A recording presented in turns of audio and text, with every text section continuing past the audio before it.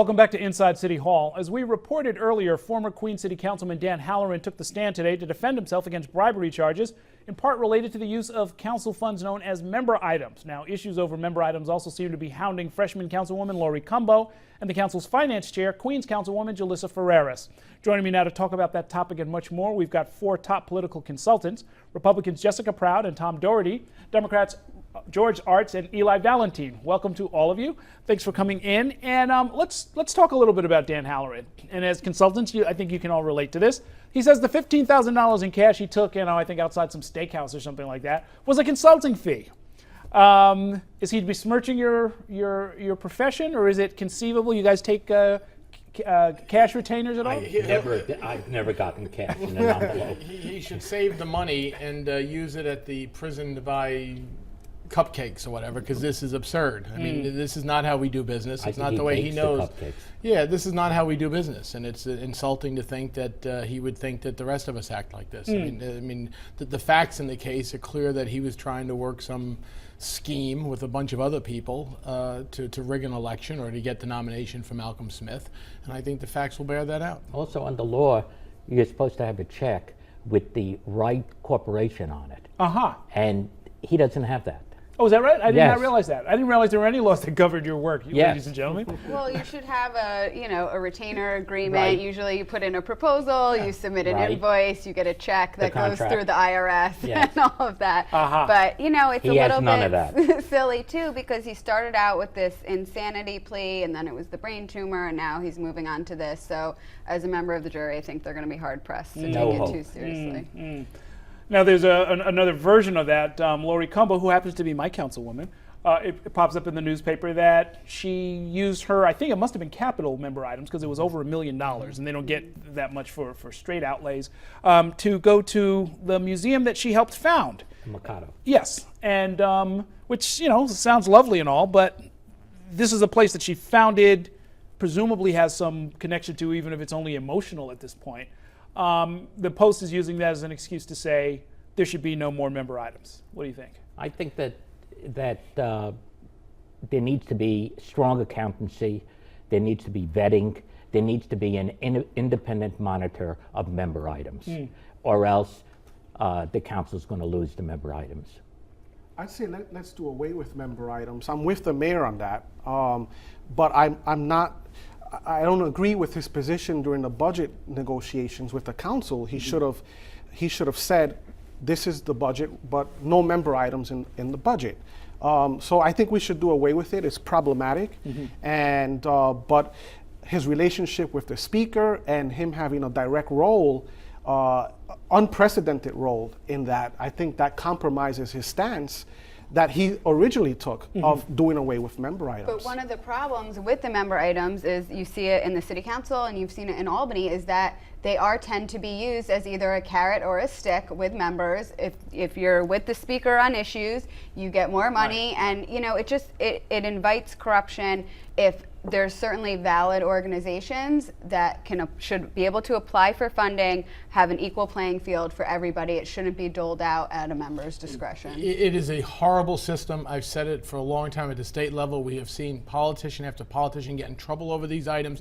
Look, when I was up in Albany, the amount of legislators that would come to the governor's office asking for $5,000 for their local Little League, $20,000 for their local fire department, it's out of control. If it deserves to be financed by the state of New York, it should be part of the budget process. It shouldn't be individual members going to the mayor, going to the speaker for those type of funds. Well, but you raise an interesting point, because I think what the Post editorial board's position is that it should be passed openly through legislation. Absolutely. And the notion that you don't want to have 51 members voting on every $5,000 application for funding actually kind of goes out the window, because they all vote on things like street namings and other relatively They vote on the yogurt of the year in New York State. I mean that says to you they have the time to do this. If it's that important, they should go by and say, look, the Eastchester Little League needs $5,000 and vote on it if that's that important. Everyone screams about transparency.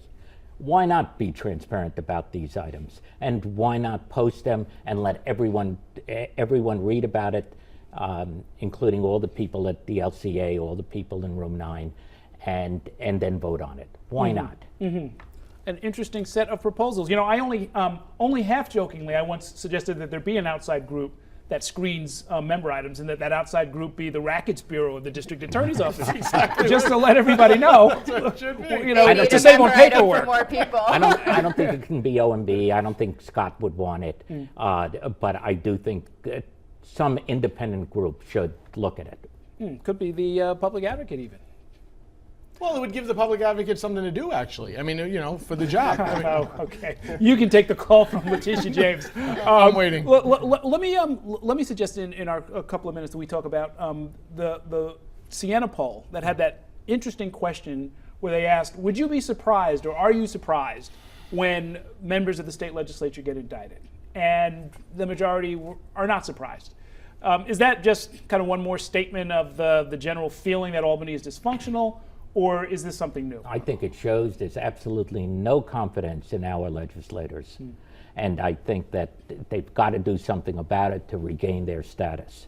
I think it depends. It certainly transcends beyond the legislature. The governor came into office saying that he was going to have the most transparent administration in history and he was going to clean up Albany. And now he himself is under investigation by the U.S. attorney. So it's like every day there's new headlines coming out of course, people are reaching the point where they're just disgusted with it. And of course, full disclosure, one of your clients, Rob Astorino, is he getting a good response on the campaign trail when he brings that up? It's been great, and it's something that I personally haven't seen in a long time. Working with other statewide candidates, we've had a couple hundred people the other day that came out in Long Island, which you don't see every day. You know, on a summer night, people coming out to support a candidate at this stage in the race.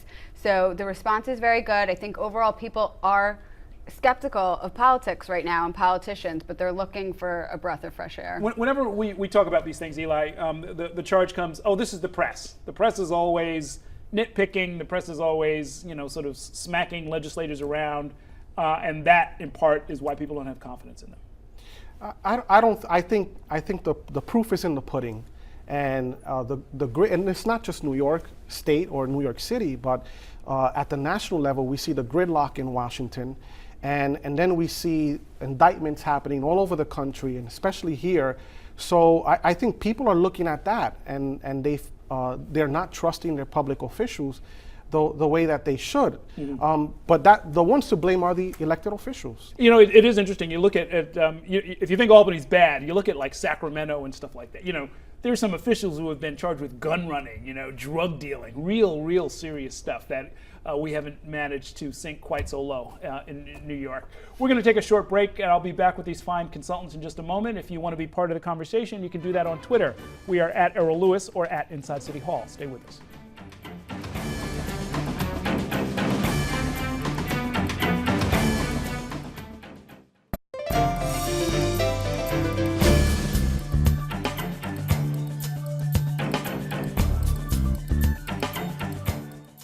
Welcome back to Inside City Hall, where we are talking with the four members of our Consultants Corner, Republicans Jessica Proud and Tom Doherty, Democrats George Arzt and Eli Valentin. And we asked you guys to grade how the mayor is handling the Eric Garner shooting. This tragedy really just sort of jumped off in the last few days, and it happened just as the mayor was getting ready to leave. What do you think, Jessica? I gave him a D mainly because I don't think he should have gone on vacation. Just 7 months into his term to be jetting off to Europe, I just don't think is appropriate. If something happened politically, it would be horrible for him and he wouldn't be able to get back in time. So did he do a couple right things before he left? Yes. But anything can happen on a good day. It's very difficult to manage the city, and I just don't think it was the right time for him to be going away for that long. Now, George Arzt, your former boss, Ed Koch, I've seen pictures of him, you know, riding camels in Egypt and traveling all over the world, but it never amounted to 9 consecutive days, I take it. No, it didn't. I don't think he would give over the town to Carol Bellamy, and I could just hear him. But in all those cases, there were events.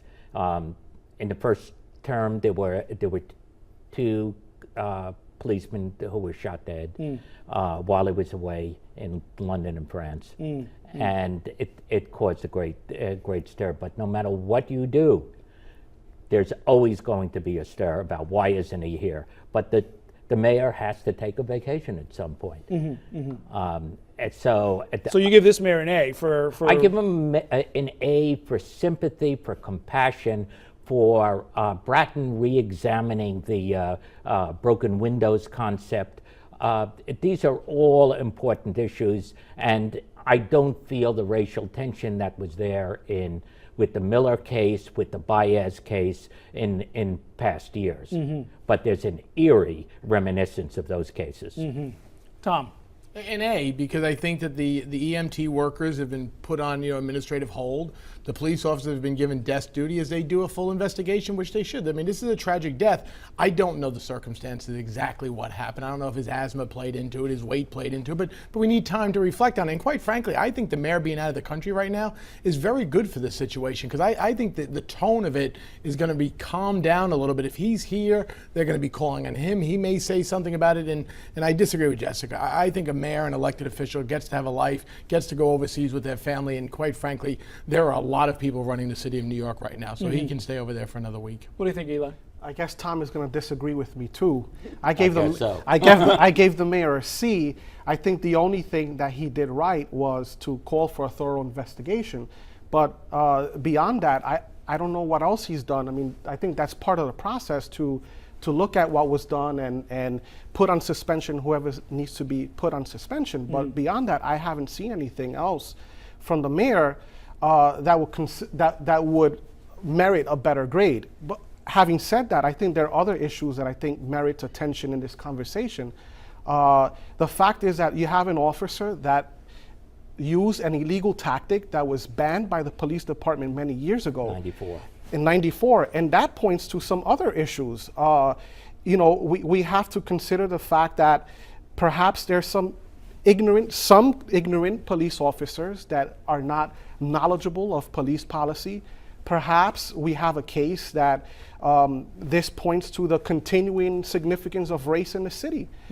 We may ignore it. It may be hidden, but the fact is that race still matters in our city in 2014.